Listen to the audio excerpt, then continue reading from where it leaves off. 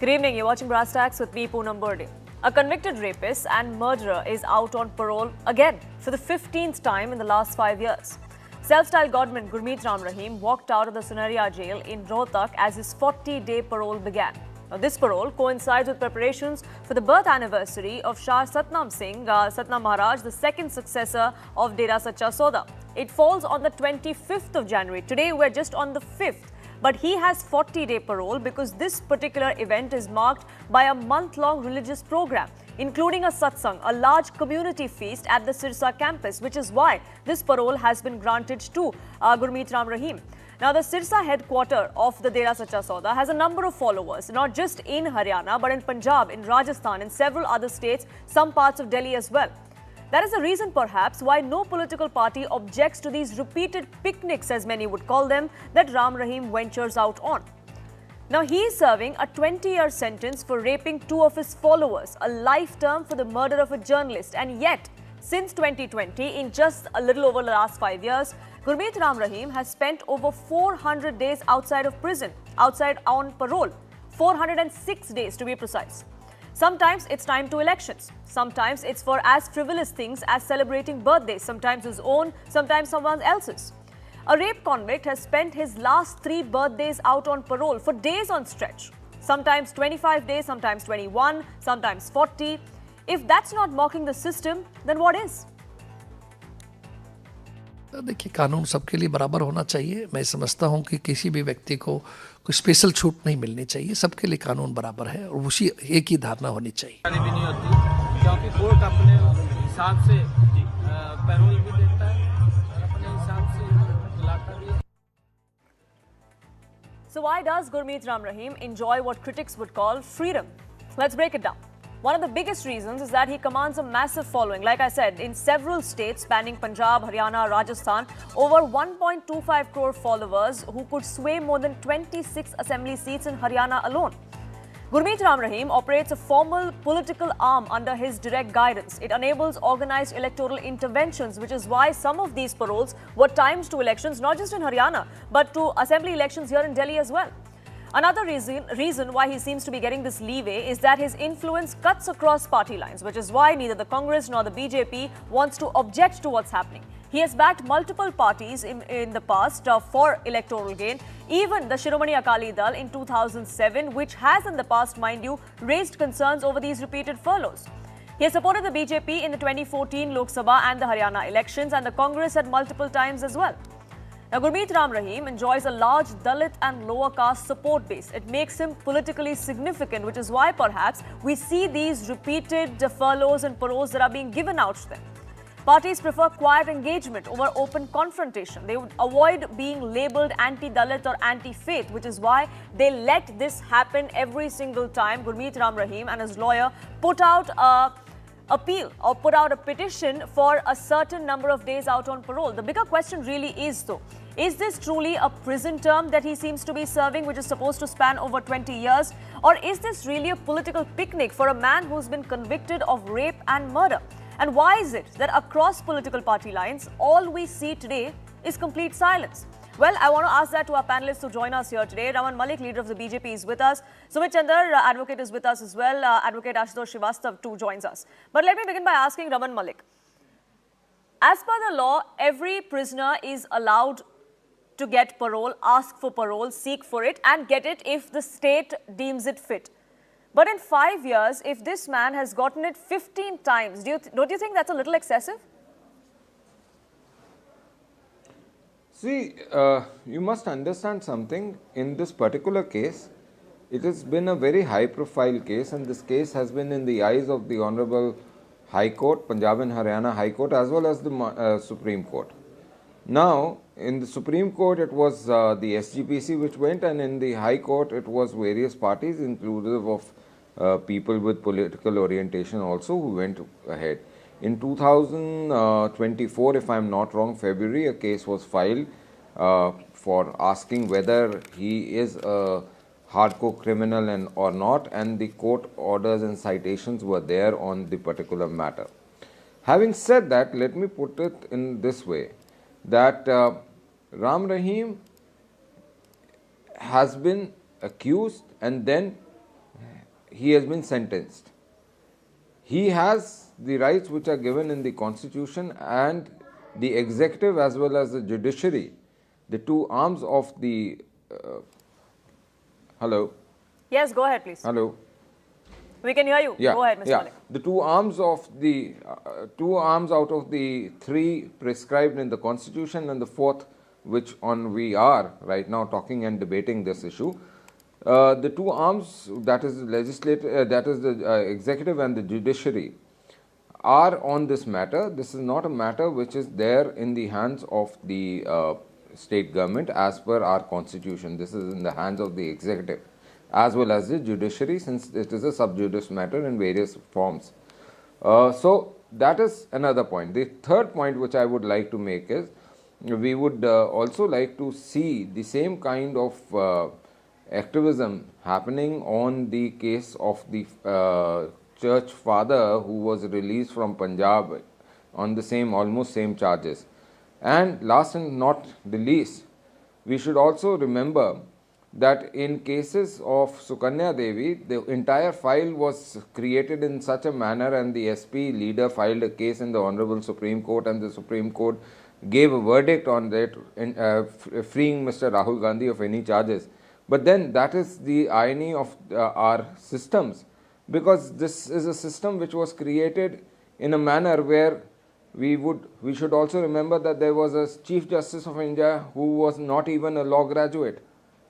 So these are particular situations, and we should not forget that the courts have seen this matter, and it's in the eyes of the court also. But why is it that no appeals were made? I mean, if bails get rejected at certain times, then there are legal recourse, and there are legal recourse. But every time this individual, Gurmeet Ram Rahim, in the last 5 years got parole, there was no objection raised by anybody, any political party. Okay, so you raised a wonderful point. So let's assume one thing, that every time he used to get a furlough, it was said that the elections are being manipulated by this. Now today, when he's got a furlough, I would like to understand which election is happening in Haryana, Punjab or Delhi. There's no election happening.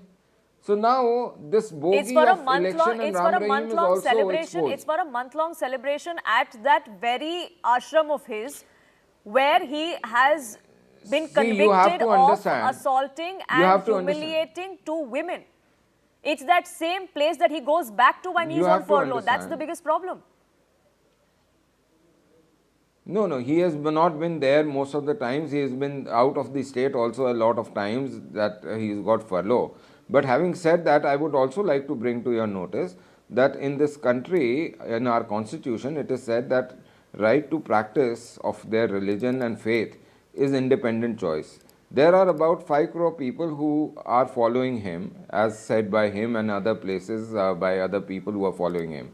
Now, based on that, they are free to follow him. We cannot stop anybody following him. Sure. Now, that is an independent choice. But this was this government only of the BJP, which was there at the time when he was indicted and he was sent behind bars, because you should not forget there was a Congress government beforehand and they did not bother to even fight the case properly. So I believe the BJP government is doing both the work. It is upholding the constitution and law at the same time. Well, many family members of the victims would disagree with you on that, Mr. Raman Malik. But Sumit Chandra, I want to ask you this. I mean, is this not mocking the system really? I mean, today and every single time, like today, every time that Gurmeet Ram Rahim walks out of jail for whatever reason, celebrating his birthday or for election campaigning or celebrating some other event at the Dera Sacha Sauda, where do the victims go? How do they not feel helpless by a system that seems to only be cheating them every single time? Yes, let us first understand what has happened in this particular case. Now, of course, there is a law under which he has been granted parole. That parole has been granted under the Haryana Good Conduct of Prisoners Temporary Release Act of 2022. Now, under this rule, that's section 3 of which talks about parole, it says that the period for which the convicted prisoner may be released under this section will be 10 weeks in a calendar year cumulatively. And the convicted prisoner may avail this in 2 parts. Now, so far as this section was made, this parole is being made discretionary.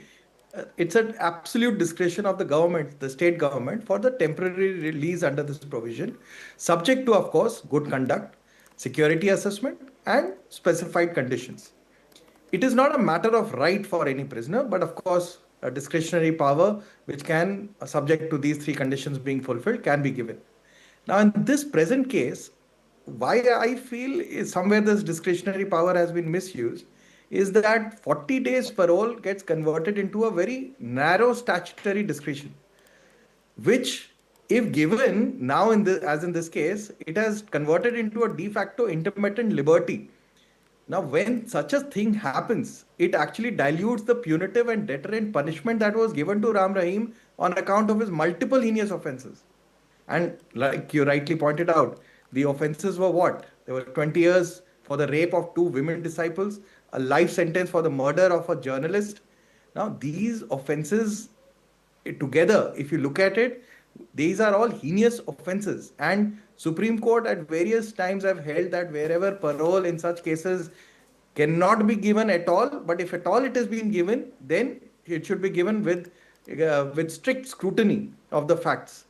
Has that been done in this case is yet to be seen. So let us see if 15 times since 2017, totaling to more than 400 days, as you say, has this 2020, in fact, not even 17, 2020, 2020, Yes. and 2025. We're just at the beginning of 2026. So in 5 years, 406 days he spent out on parole, which means out of 5 years, one whole year he's been out on parole. And Ashutosh Srivastav, I understand that there is legal provision for such a parole to be granted, and that's every prisoner's right. But like I said, I mean, out of 5 years, if one whole year has been spent out, and in that 1 year, life goes on as usual for this particular individual who's a convict, what faith would people have in this judiciary, in this system that we have? Yes, see, first of all, this parole has not been granted by any court as such. See, we know that, there is a Prisoners Act 1894, and as per that, the states have been given powers to frame their rules and regulations so far as parole is concerned.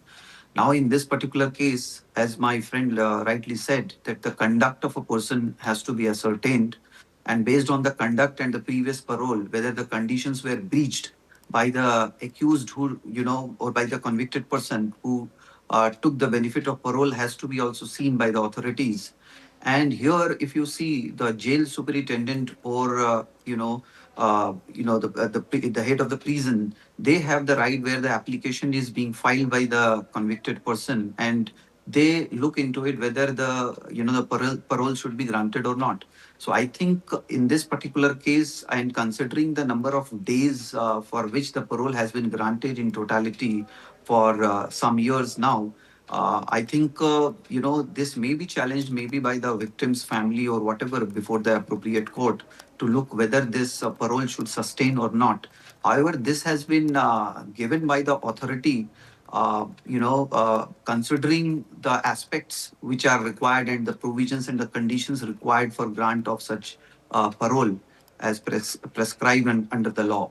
So, this, as I said, is a, of course, it can give a wrong message to the society and the people at large.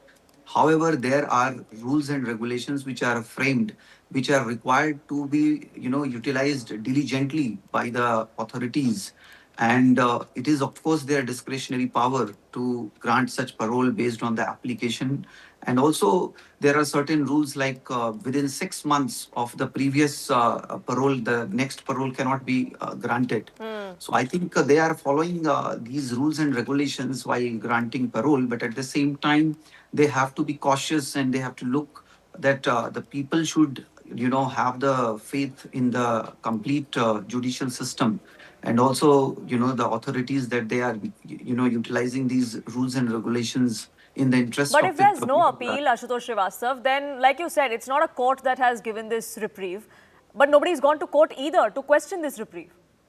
Absolutely, the victims or their families can challenge that, or anybody who feels that this is a misuse of rules or regulations can challenge before the appropriate court, and the court may see if that parole was granted in a proper manner, or it requires the intervention of the court, for further grant or maybe for cancellation or whatsoever. So this can be decided accordingly by the court. But as I said, that the authorities have been given certain powers by the constitution and by the applicable rules and regulations.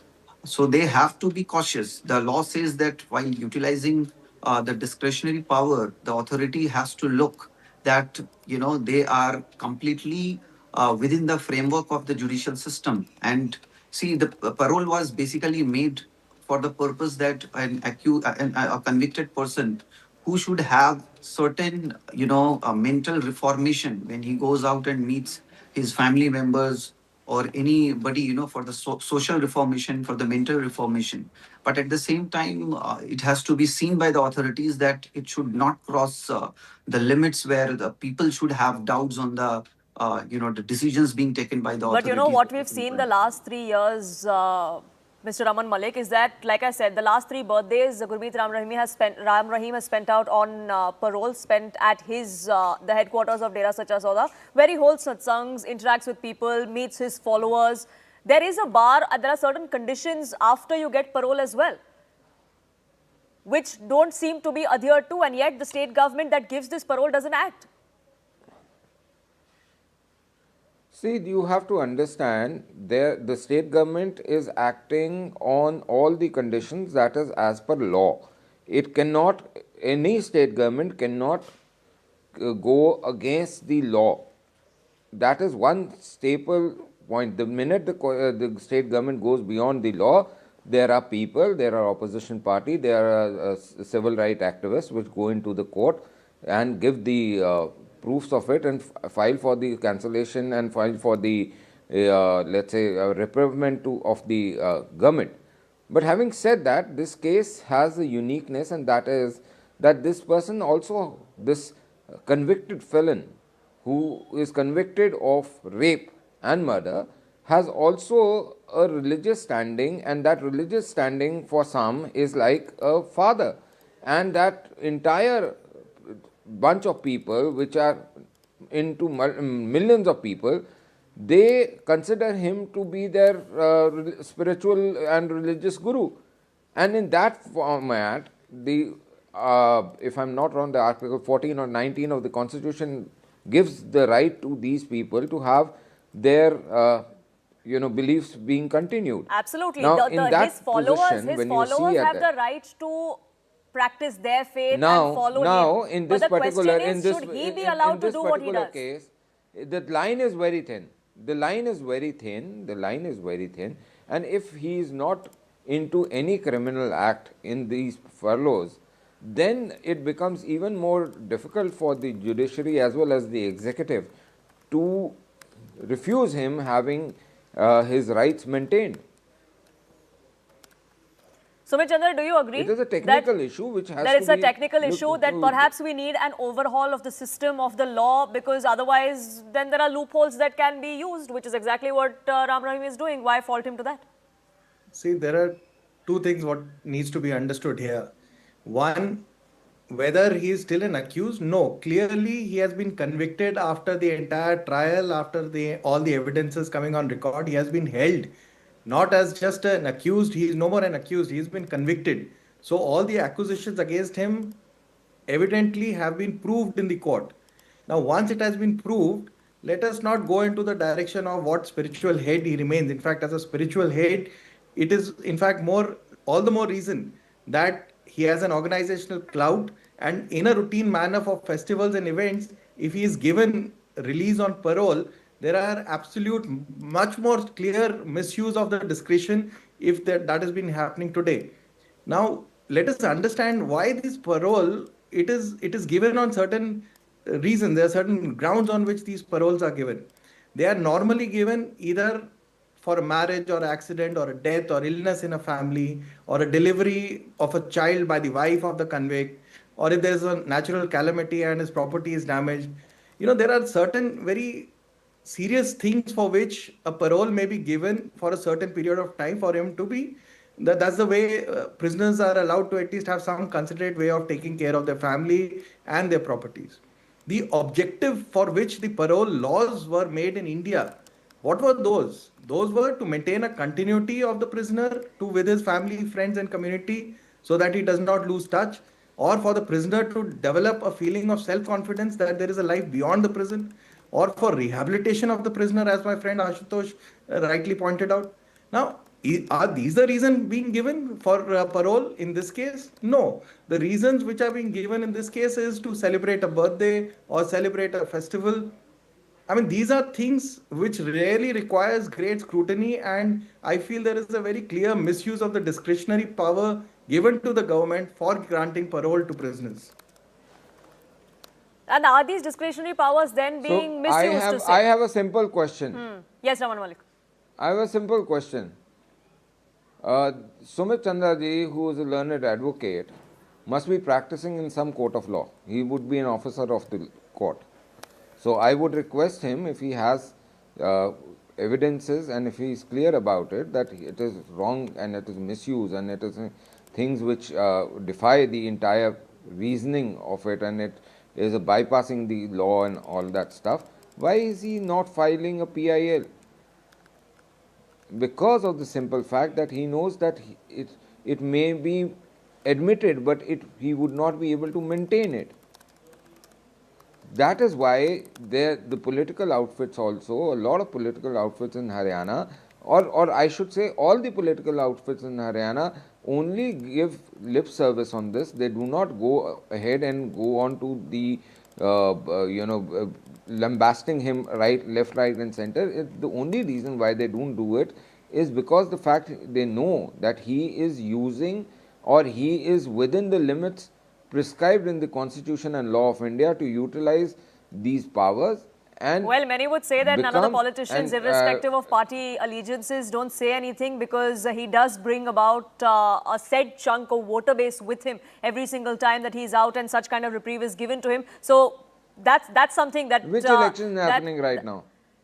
But he has been let out on several other occasions where elections were happening. Election. So that bogey is busted, na? Right now that bogey is totally run, that bogey has fallen flat on its face. That every election he's out, he's only there to help elections for BJP. That it's one of the reasons. It's one of the reasons. Like I said, he spent 3 birthdays of his own out on 20-day parole. It cannot be maintained now. Which other prisoner or which other convict is given that particular leeway? See, there are multiple cases. You must remember there are multiple cases. I cited one. Sukanya Devi was one beautiful case where the law and the machinery and the convenience and the connivance of people had made the victim as well as the family vanish, and the case fallen flat in the Supreme Court, so that nobody else can question it ever again. All the files, all the reports, all the documentaries that were made have been made to go. All skeletons have been put to dust, and nobody can now reopen it. That is using the law. When you have a system where a non-law graduate can become the Supreme Court Chief Justice, then well, the flaws in the system unfortunately are being used or misused by many who should be at the receiving end of this particular law. But unfortunately, that's the system that we have to deal with. Unfortunately, that's the system that victims in this country have to deal with, and their families. I have to leave it there. I thank you, gentlemen, for joining us here on this edition of the Brass Tacks.